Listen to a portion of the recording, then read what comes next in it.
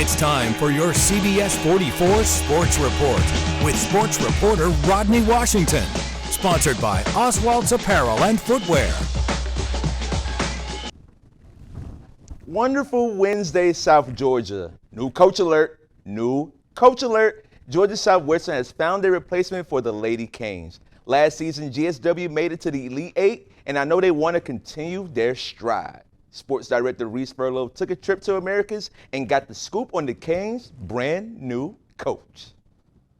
In the past 2 years, there have been 2 different head coaches for Georgia Southwestern's women's basketball. But in November, it'll be 3 in 3 years as the Lady Canes would officially introduce Missy Tiber as their newest head coach on Tuesday morning. I knew right away that there was a strong commitment to women's basketball, and that excited me greatly about this opportunity. Tiber will replace Hannah Hayden, who only spent 1 season as the Lady Canes head coach before making her way to Georgia Southern. But in that short amount of time, Hayden would help the Lady Canes make history. A program best 29 wins, Peach Belt Conference champions for the 2nd straight year, and an Elite 8 appearance in the Division II NCAA tournament for the first time ever. Tiber will have some big shoes to fill, but GSW wouldn't have hired her if she wasn't up for the challenge. I think it's very important to recognize the pieces of the puzzle that we have and to make sure that I understand that, they're here.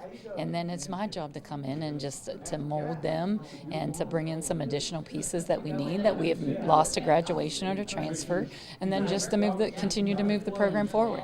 Tiber comes to Americas from the University of North Alabama, where she would coach the Lady Lions to a 172 and 147 record in 11 seasons. 5 of those seasons were when the team was in Division I, as North Alabama transitioned from D2 to D1 in the 2017 season. So how much does it help that GSW is getting a Division I coach? I think the biggest thing I bring is experience at building relationships with my ladies, experience of, on-court coaching, experience of developing relationships with people in the community. And now it's time to start fresh, as the Lady Canes will look to the transfer portal to add more talent to the roster and hope for a deeper tournament run in 2024. GSW fans can see Tiber and the Canes on November 9th for the first game of the season in the Storm Dome. Until then, because local matters in Americas, I'm Reese Furlow, CBS 44 Sports. Thank you, Mets lover. Oh, my bad, Reese. But congratulations to Coach Tiber. Welcome to the Canes and the South GA family. Now let's pack our bags and head to Moultrie, because I know we're itching for some football. You see me itching right now. Sports reporter Maris Alice slid to the Packer Park to get us the highlights of the Colquitt County versus Coffee Spring game from last night. I would say it's great to be back at the MAC, but we're not at the MAC. We're at the practice field here in Colquitt County, where they're hosting the 5A defending state champions, Coffee County. Now, I said earlier at 6 p.m. when I was live that this was going to be more of an OTA-style thing, and you know what? That's not a bad thing. Although we're not keeping track of score on a scoreboard, we're still going to be seeing some touchdowns, and we're going to be seeing some hard-hitting football today. There's many benefits that come to this. We're going to be seeing some new position battles taking place. We're going to see fresh legs on the field that we didn't get a chance to see last year, and we're also going to be seeing some red zone situations, 3rd down and even 4th down scenarios. And so without further ado, let's just go ahead and get on into it. From the jump, it wasn't looking too hot for the Packers on either side of the ball. The Trojans scored on one of their first possessions and really held the Packers close to the line of scrimmage on defense. But that was to be expected, because one thing about Coffee is we already know their defense is going to bring the heat, and it's clear that same fire is still lit from last season. Trojans up 3 touchdowns until the Packers get into their rhythm. Rising junior Zion Aldridge and incoming freshman Cohen Lawson are the 2 fighting to fill former quarterbacks Nico Fan's shoes in the shotgun. Both lacking reps at the varsity level, and you can tell there's a little bit of inexperience, but it's nothing that can't be fixed before August. The Pack ended up scoring a few touchdowns once they settled in and showed the talent in the wide receiver room. As for Coffee, though Fred Brown isn't toting the team anymore and Tyrese Hansley and Woodgett both aren't here, their backups KJ DeBruce and Travis Adams did an excellent job finding those gaps and honestly showing that they are more than capable of filling the shoes if needed during the season. The Packers defense is a little more on the green side.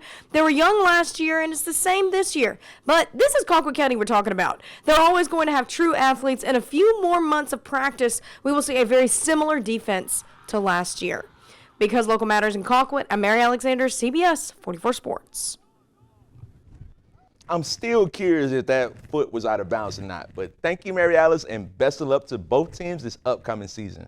Let's head up 75 to Truist Stadium, where the Braves, who won 5 out of the last 6, took on the Cubs, who got shut out the first game of this 3-game series. And this game was the Matt Olson show. Bottom first in that bad man, Olson slaps an RBI stand-up double past the left fielder, tacking on the first run for the Braves, and that was one of his 4 RBIs for the night. Chris Sale was dealing too, but let's skip to the 4th, and that Georgia native Mike Harris booms a homer straight center, opening up this massive inning for the Braves. And what's better than a home run? Another one. Olson hits his 5th homer of the year, helping the Braves annihilate the Cubs 7-0. But even though the Braves bats came to play, Olson still understands how important pitching is.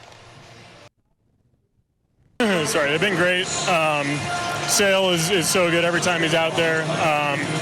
One of those guys who just has a presence on the mound and had another great start today. Bullpen comes in, does well too, makes it easy on us. The Braves are looking to sweep the Cubs like we should have did the Mets. What up, Reese? This evening they play at 7:20, continuing the hot streak the Braves are on right now. That was a look into sports. Now back to Ray and Mr. Rogers.